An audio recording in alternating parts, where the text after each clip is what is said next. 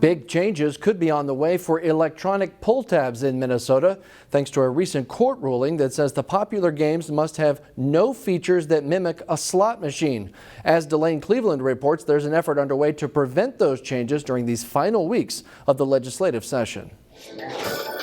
For more than a year, the Osseo Maple Grove American Legion has had electronic pull tabs. Paper is still about 70% of our pull tab business, but the electronics, since we brought them in, have become very popular. Al Lund says e-tabs help generate up to $8,000 per month after taxes and expenses. Much of that goes back into the community. Last year, in calendar 22, we gave away $211,000 to food shelves, to schools, to scholarships, people in need. However, he's afraid that dollar amount may decrease due to an effort by lawmakers to change a core function of the games. The e-tab is programmed to use a feature called Open All, which makes it look like a slot machine that you would find at a casino. A recent ruling by the Minnesota Court of Appeals found that the Minnesota Gaming Control Board improperly allowed the feature. A provision in the House Omnibus tax bill would make e-tabs look more like regular pull tabs. So basically, lawmakers have told us they're trying to fix the law right now. Christy Janigo is part of a group that's lobbying state lawmakers to keep e-tabs the way they are now. In my view, as a millennial, I can't imagine playing an e-tab like that. To me, it's like telling me that I have to go from playing a computer game to playing an Atari again. State lawmakers who favor the changes believe the concerns are overblown. But what they're asking us to believe is that having somebody going from touching a screen one time to touching a screen 4 times is going to mean that all those people who enjoy playing e-pull tabs are going to say, you know what? Take this device back, I'm done, I'm never doing this again. But in the eyes of the American Legion, the court ruling doesn't specifically indicate they're in violation of the law. Now it's up to the lawmakers to decide. We have no idea how this is going to hurt us, and there is no safety valves in that legislation that will take care of us if we lose 50 to 75% of our volume. In Osseo, Delane Cleveland, CCX News. Students at one high school now have the chance to earn college credit and professional certification before they graduate. It's part of hands-on learning to prepare them to advance in a growing career field. We're gonna lift you up on the count of 3. Cooper High School senior Jayla Ritchie said her nursing assistant course is her kind of learning. I'm a hands-on learner more than a visual learner, so I like that we're able to talk about the skills but also perform the skills in class. You got to push the 2 buttons. Hennepin Tech instructor Jenna Burgess wants her students to work together. 2, 3. Teamwork within the healthcare system is so key and so important that we really want students to understand that that's what we need from them. The still new program allows students to earn college credit and gain certification as nursing assistants and potentially start working in the field before they graduate high school. And we're going to have you lay back. We have a very large influx of people who are needing assistive cares and just don't have enough staff to accommodate everyone. And give them the best care possible. That is our goal, is give them the best care possible with the resources that we do have. And getting more students out there and into the field who are passionate and love the program really is going to help us in the end as well. And help set up these young people to succeed. Gonna have a seat. I feel more confident now that I've seen how to do it and I've done it myself. Feeling any dizziness? By keeping one simple instruction in mind. How would you want to be cared for? Is this how you would want your mom or your dad or your grandma cared for? That's how I want you to care for. Is everything okay? Each and every person you interact with every day. All right. Cooper High School also has a Hennepin Tech EMT training course that started there last year. Hopkins High School English teacher Fatuma Ali was one of 11 finalists for Minnesota's Teacher of the Year award.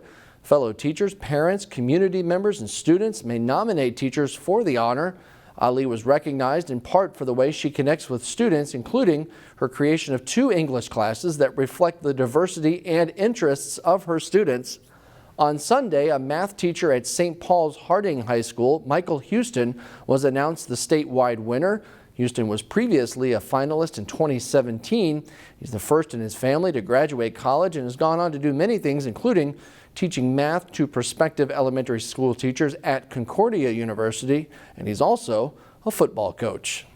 The West Metro Fire District added the first of 4 upgraded trucks, giving the department a different look. According to officials, the new truck has a larger water tank, is more maneuverable, and has the latest safety features. And the fire chief wanted something different from the standard red paint job and ordered this one in all black. The others will be black too. Officials say having the new fire engine should speed up processes for firefighters. They are pretty intuitive as far as their design goes and how you operate the trucks, allowing the firefighters to be more efficient, and keeping all 4 of them the same also makes huge efficiencies on the fire ground as far as getting tools, running the trucks. The department is in the process of selling off its older trucks in the fleet on consignment. Hennepin Tech is hosting its spring plant sale in Brooklyn Park this weekend. The sale features plants that students in the horticulture program have grown and then includes a wide variety of annuals, perennials, vegetables, and hanging baskets. Road closures on Brooklyn Boulevard make accessing the campus a little trickier this year, but officials hope that the detour signs will help. Longtime faculty member Deb Kwame said this year's horticulture class was the largest in her 23 years in the program. She will retire this year, and she calls that a bittersweet decision. It's a very small community of nurturing type people, and I will miss that. And of course, growing is what I do, and that's what I'll miss the most. The plant sale at Hennepin Tech is May 11th through 13th.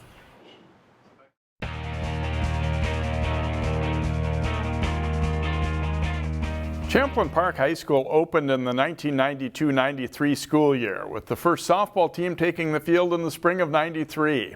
In honor of 30 years of Rebels softball, the top 30 players in program history were chosen. A ceremony Friday night was held to recognize those players and celebrate Rebels softball. Champlin Park's had some pretty good softball through the first 30 years of the program. A top 30 players from those 30 years was selected, and a ceremony that was moved indoors due to rain Friday brought many from that group together. Ranging from the mid-90s through last year, 16 players made the first team and another 14 were on the second team.